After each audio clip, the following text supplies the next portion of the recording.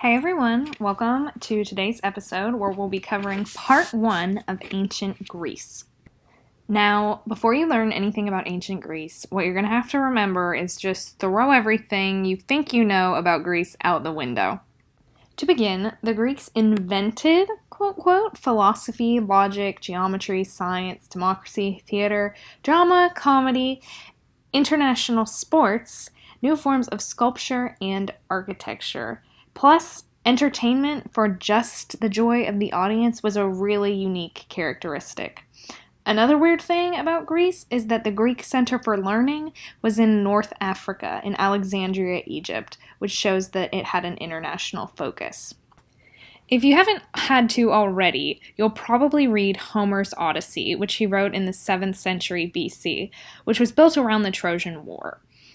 The best thing to do when you're thinking about Greece is to not think about Greece the country. Think about Greece as a region of people who speak Greek. They're all around the Black Sea, Turkey, also known as Ionia, Italy, Northern Africa, a little bit of France, and Iberia, which is Spain and Portugal.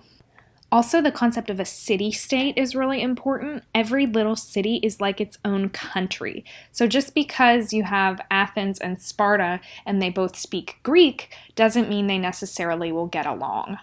One of the really cool things about ancient Greece is that the terrain of Greece itself is a little bit rocky, and that makes it really hard to navigate and grow on a terrestrial playing field. So the Greeks are insanely good seafarers, and the seas are their roads. Traveling by boat makes it so that they can spread out really, really easily. And another reason that the land is so hard to work with is because they really kind of messed it up with cutting down all the trees, also known as deforestation. So they had to turn to the seas. Their ships were called Kyrenia ships, and the Greeks turned pirate, some of them, which obviously means raiding other ships and taking their goods. And that's also how they spread Greek culture. Olives were another key factor in the success of Greece because, one, I think olives are delicious, and olive oil was great for cooking and using it in lamplight. Therefore, olives equal money. They also had a really great condition for growing grapes, and grapes make wine, which the Greeks are super famous for. They had big pots that were called amphora, and they held olive oil and wine, and that is the pretty pottery that you see when you think of Greece. Another important factor is government and governmental systems. The polis is a government centered around one city. Every freeborn male was a citizen, and they had to be in the army part-time. The most important thing was loyalty to your city. So, for example, if you were born in Athens and moved to Corinth, the Corinthians would not think that you were really a Corinthian citizen because you were not born there. It's really important to have that loyalty to your city. Now, the Greeks did not go to the gods for their ethics. The gods were acting like people. And the reason that they had so many gods was because since the Greeks were seafarers, they ran into a lot of other belief systems. So they had a lot of syncretism with the cultures around them, for example, ancient Egypt. So in my video where we talked about ancient Egypt, you learned about Isis, and Isis is akin to Athena in the Greek tradition. So just because they're not the same name doesn't mean that they don't do similar things. In addition, they ran into Hindu and Buddhist beliefs as well. Then the Greek thinkers came about. They started to think, how do you really get the truth? They loved philosophy, which is the love of wisdom, and epistemology. How do we know what we know? The senses, internal logic, physical evidence, authority figures are all part of that, and then they will disprove it. Philosophy is literally insane.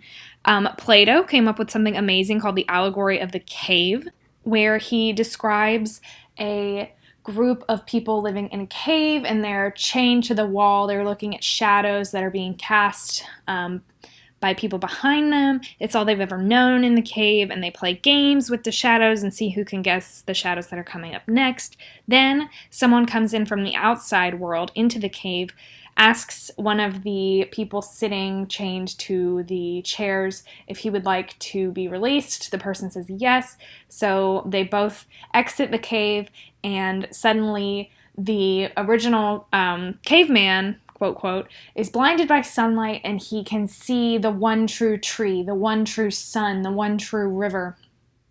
And he's so elated, and he sees colors, so he decides he wants to go back into the cave and tell all of his friends and peers. And when he goes back, he realizes his eyes aren't as well adjusted, and he cannot see the shadows on the wall anymore. And since he can't see the shadows and explain what he saw with shadows and, how do you explain color to someone that's never seen color before? The people in the cave just think that he's crazy and don't believe him. And that's exactly an allegory for how the Greeks thought about life.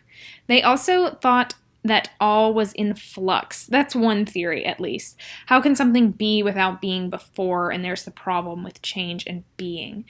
Logos is the ordinary pattern of the universe, but it's not like a blueprint. It's more like a computer or DNA, and it's actively involved. Then there was a different guy named Parmenides of Elea in about 500 BC, and he said that there is no change. Nothing can come from non-being. There is the one. Then there was Zeno, who is the famous guy who says, if I have to go anywhere, you can get there by walking half the distance, except that when you begin to walk half the distance that you did previously, you will never get anywhere. Also known as Zeno's paradox. The Greeks constantly visited with other cultures, so they were exposed to so many different beliefs, and they were not one single country. Once again, they were city-states and all spoke Greek with the same gods. And they had the citizen army, which is really important. We're going to talk about their armies in the next episode. But Athenian democracy was one important event for Westerners. Now, Athens was not any different than any of the other Greek city-states. They had the heroic ideal, which meant that they wanted to live a brief, glorious life rather than a long, ordinary life inspired by Achilles. And they were extremely enthused with the concept of arete, which is excellence through competition, specifically in battle, but then in everything. So if you had potters making pottery, they became obsessed with who could make a better pot. And this is a core of Western civilization. To begin talking about the Athenian democracy, we're going to talk about Pisistratus, who was the good tyrant of Athens. Note here, tyrant does not necessarily mean bad. It just means he's a tyrant. He gained support through the common people to gain control and bypass the nobility.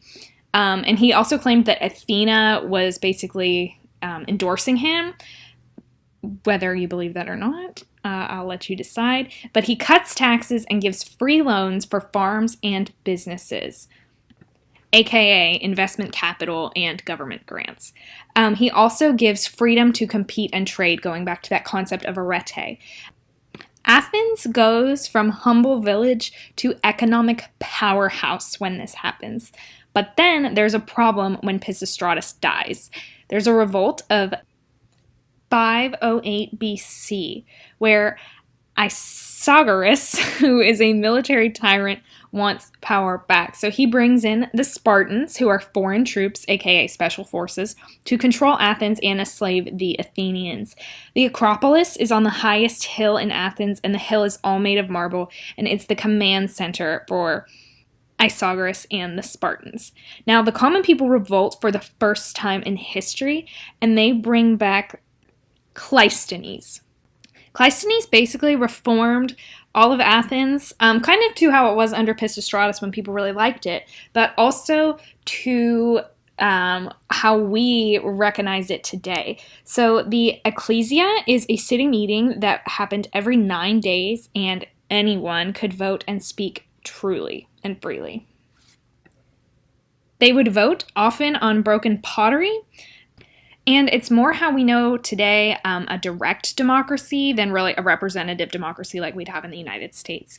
Now, scholars argue, was Athens a real democracy? You can't vote if you're foreign born, But anyone can be on a jury, except women, slaves, and foreign-born people can't vote. Therefore, only about 6% of people in Athens could vote. Whether you believe that Athens was a real democracy or not, you cannot argue that the significance that it brings later to Enlightenment thinkers of the 17th and 18th century is not there. But that's where we're going to end this video for today, and we'll go into Greece Part 2 in the next video. I'll see you there.